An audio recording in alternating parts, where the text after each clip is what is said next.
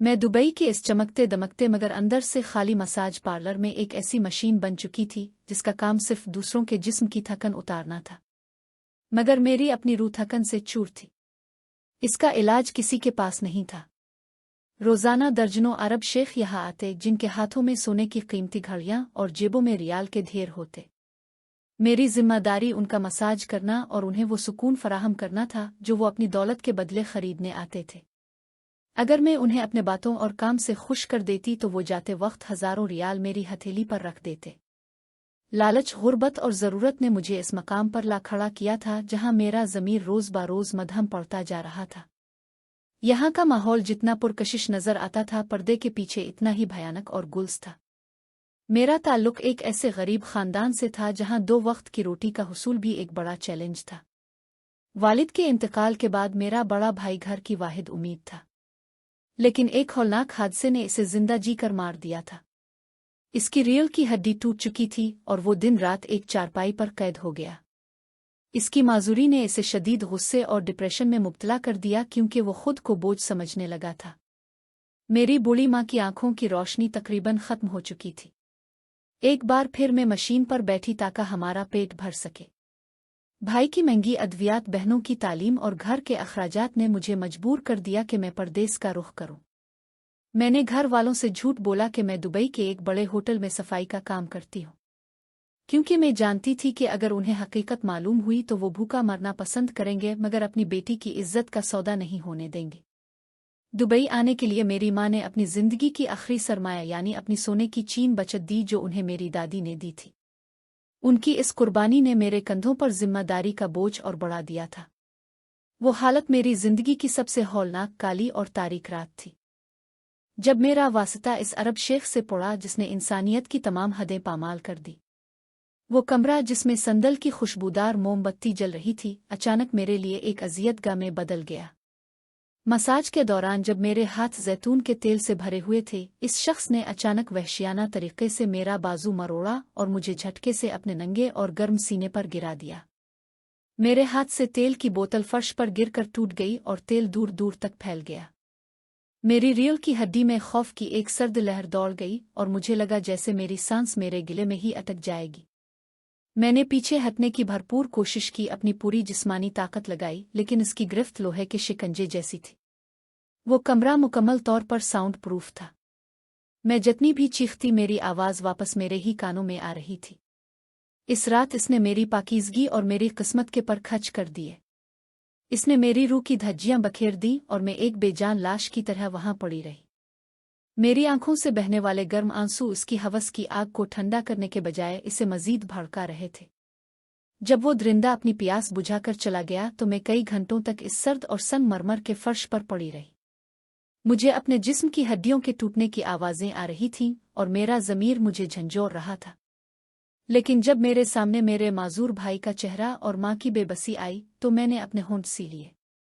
जब मैंने रोते हुए सेंटर के मालिक से इस दरिंदगी की शिकायत की तो इसने हमदर्दी के बजाय सर्द मेहरी से कहा, हम यहाँ कस्टमर को नाराज़ नहीं कर सकते।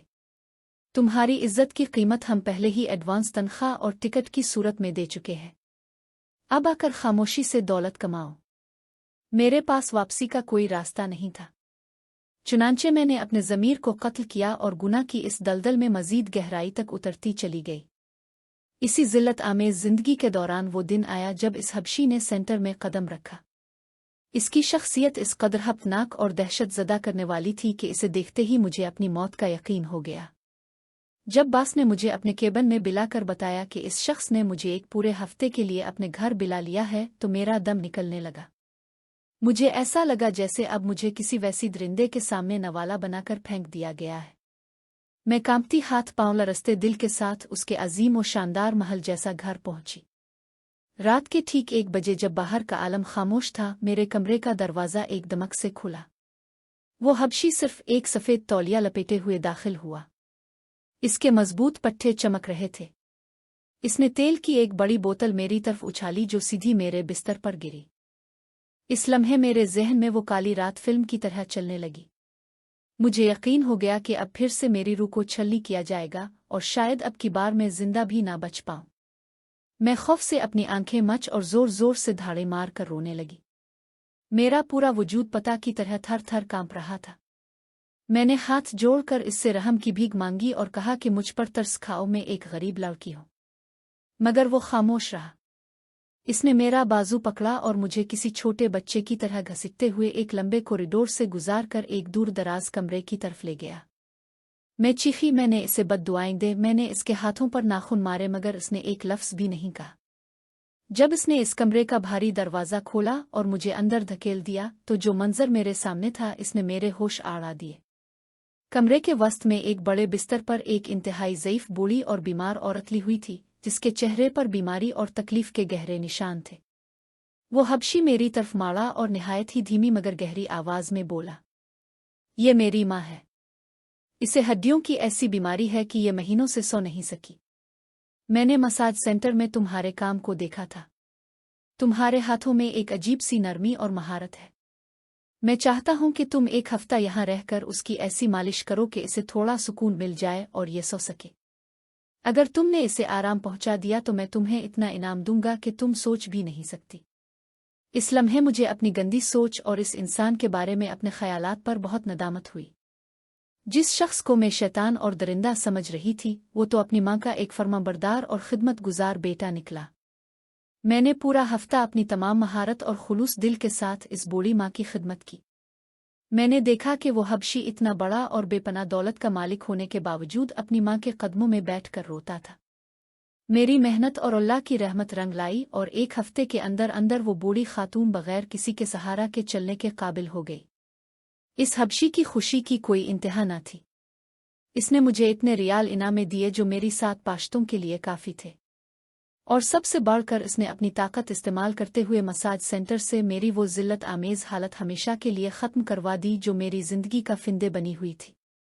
इसने मुझे सिर्फ इस गंदगी के ढेर से नहीं निकाला, बल्कि मुझे इज़्ज़त और एहतराम के साथ जीने का सलीका सिखाया। इसने मुझे अपनी माँ की मुस्तकिल देखभाल के लिए अपने घर में रखा, जहाँ अब मैं कोई मामूली मसाजर या नौकरानी नहीं, बल्कि इस घर की एक मुअज़्ज़ज़ फ़र्द और बेटी की तरह समझी जाती थी। इसकी माँ मुझसे बेपनाह मोहब्बत करने लगी। मैंने वो तमाम दौलत अपने घर भेजी जिससे मेरे भाई का बेहतरीन अस्पताल में ऑपरेशन हुआ, और अब वो अपने पैरों पर खड़ा होकर अपना कारोबार चला रहा है। मेरी दोनों छोटी बहनों की शादी निहायत अच्छे घरानों में हो चुकी है। कुछ सालों बाद जब इस हबशी की अजीम माँ का इंतकाल हुआ तो इसने मरने से पहले वसीयत की कि इसकी जायदाद का एक मखसूस हिस्सा मेरे नाम किया जाए, ताकि मुझे ज़िंदगी भर किसी का मोहताज ना होना पड़े। मैं अब अपने वतन वापस आ चुकी हूँ और यहाँ एक फलाही इदारा चला रही हूँ, जहाँ गरीब और बेसहारा औरतों को हुनर सिखाया जाता है। और वो अजियत सिर्फ एक सबक है, और हर नमाज में मैं इस हबशी के लिए दुआ करती हूँ जिसने मुझे हवस के बाजार से निकालकर इंसानियत और हिदायत के रास्ते पर ला खड़ा किया। मुकम्मल तौर पर हलाल और पाकीज़ा है। बिलाशुबा अल्लाह जिसके लिए चाहता है हिदायत के दरवाजे खोल देता है, और कभी कभी वो हिदायत किसी खौफनाक नज़र आने वाले इंसान की सूरत में आती है।